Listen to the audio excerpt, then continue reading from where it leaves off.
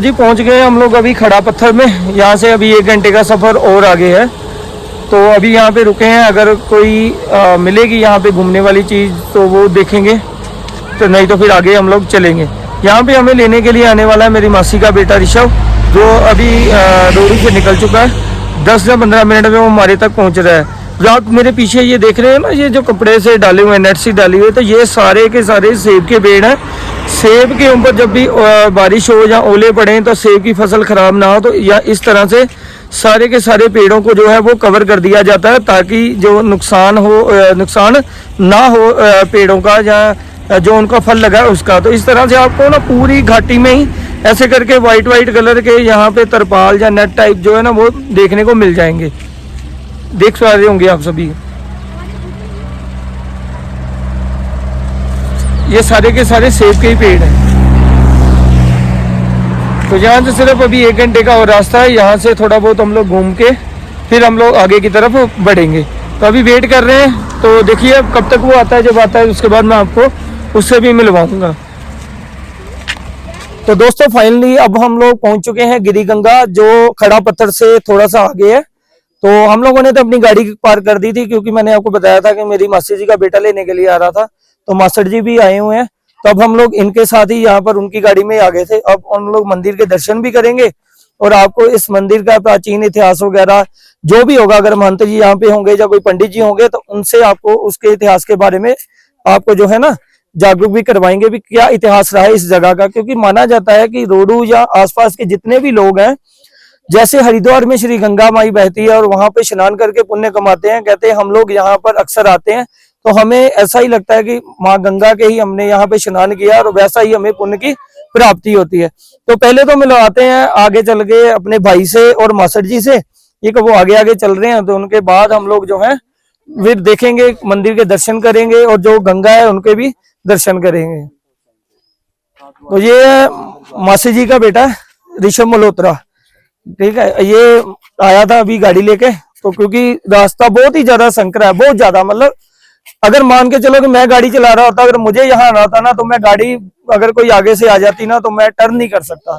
ठीक है, तो ये आया हुआ लेने के लिए, तो थैंक यू भाई, तो आया लेने के लिए। और फिर ये हमारे मास्टर जी हैं, ठीक है, ये आए हुए हैं। अब छोटे मास्टर जी हैं, बड़े मास्टर जी हैं, वो चिनौर में रहते हैं। कभी उनके यहाँ भी जाना हुआ तो उनसे भी आपको मिलवाएंगे। तो ये छोटे मास्टर जी हैं जो रोहडू में रहते हैं, आज इनके घर में हम लोगों को रहना है, तो ये दोनों हमें आए हैं यहाँ पर दर्शन करवाने के लिए। तो आगे आगे चलेंगे, फिर मैं दिखाता हूँ आसपास का आपको व्यू और फिर आपको मैं दर्शन करवाता हूँ यहाँ के गंगा माई के। ये पूरा का पूरा जो मंदिर है बिल्कुल जंगल के बीचों बीच है। ये देखिए आप, चारों तरफ यहाँ पर जंगल ही जंगल है और जंगल के बीच में जो मंगल है वो संत ही कर सकते हैं। और हो सकता है कि कोई संत यहाँ पर आकर रुके हों और उन्होंने इस मंदिर को जो है वो बनाया हो। जो भी इतिहास होगा वो आपको बताएंगे। तो अभी हम लोग आगे बढ़ते हैं और आगे जाके देखते हैं क्या मंदिर है और किस देवी का यहाँ पे मंदिर है, जिसके लिए यहाँ पर लोग बड़ी श्रद्धा के साथ आकर माथा टेकते हैं। तो लिखा तो हुआ है श्री गिरी गंगा मैया जी उद्गम स्थल।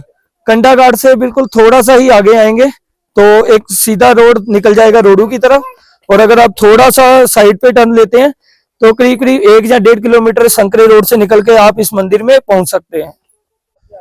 हाँ जी, तो दोस्तों थोड़ी कंडा घाट ही चल रहा है, क्योंकि सुबह से निकले हुए हैं कंडा घाट से, तो मुंह पे कंडा घाट चढ़ा हुआ। खड़े पत्थर की मैं बात कर रहा हूँ, खड़ा पत्थर से आप थोड़ा सा आगे आएंगे तो राइट साइड की तरफ ये सड़क निकलेगी, बड़ी संकरी सड़क है। तो लोग यहाँ पर बड़ी श्रद्धा के साथ आते हैं, पंडित जी मिलते हैं, फिर उनसे पूछेंगे इतिहास। और अभी चलते हैं मंदिर की ओर। ये वो प्राचीन मंदिर है और ये मंदिर जो है ना, देखिए कितना पुराना होगा। इसका अंदाजा आप इस बात से लगा सकते हैं कि ये पत्थर जिससे ये बना हुआ है ना, ये पत्थर आजकल यहाँ पे मिलते नहीं है। ऊपर से इसे कवर किया गया है टीन के साथ, ताकि इन पत्थरों को नुकसान ना पहुंचे। क्योंकि यहाँ पर जब बारिश का सीजन आता है या कभी कभार जब बर्फबारी हुई होती होगी, अब का तो पता नहीं होती कि नहीं, अगर कभी हुई होगी तो इसे नुकसान ना पहुंचे, तो इसलिए इस मंदिर को चारों तरफ से जो है वो कवर किया गया है। ये देखिए, इसे जो है गिर गंगा कहते हैं। ऐसे गंगा जल की तरह इसे पवित्र जल को मानते हैं, जैसे जो शेर के मुंह से ऐसे जल निकल रहा है। तो लोग यहाँ पर आके स्नान करते हैं। ठंड काफी ज्यादा है तो इसलिए हम लोग यहाँ पे स्नान तो नहीं करेंगे, लेकिन मुंह हाथ धोकर फिर चले जाएंगे, क्योंकि ठंड यहाँ पे आके काफी बढ़ गई है। इतना ज्यादा एक्सपेक्टेशन था नहीं कि इतनी ज्यादा यहाँ पे ठंड पड़ेगी। यहाँ पे शिव मंदिर है, शिव मंदिर के साथ ही यहाँ पर एक और देवी का मंदिर है, और यहाँ पे ये जो गंगा है, जो जल है ये यहाँ पे बह रहा है, तो लोग यहाँ पर आके देखिए स्नान कर रहे हैं। तो हम लोग भी यहाँ पर अभी पंच स्नान यानी कि मुंह हाथ धोकर आगे दर्शनों के लिए चलेंगे।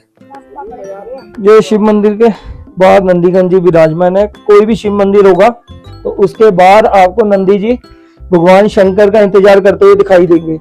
मंदिर का टाइम हो गया, इसलिए दोस्तों यहाँ पे मंदिर बंद हो गया है और पुजारी वगैरह भी यहाँ पे कोई नहीं है, लेकिन हमने दर्शन कर लिए हैं। तो हम लोग जा रहे हैं, क्योंकि ठंड ज्यादा है, तो हम लोग यहाँ से अभी सीधा रोडू के लिए निकल रहे हैं।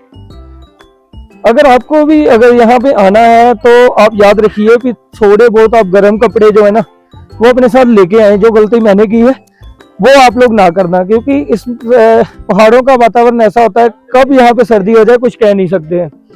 तो जब भी आप आए तो गर्म कपड़े 1 या 2 साल लेके आए, क्योंकि अब मैंने जूते उतारे हुए हैं। हाँ जी, आ गया जी।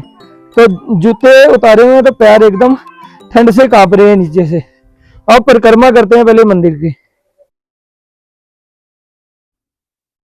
दोस्तों यहाँ पर पुजारी जी तो हमें मिले नहीं थे, क्योंकि काफी ज्यादा जो थी वो शाम हो चुकी थी, तो पुजारी जी यहाँ से जा चुके थे, तो इसलिए यहाँ का कोई इतिहास हमें लिखा हुआ तो नहीं मिला।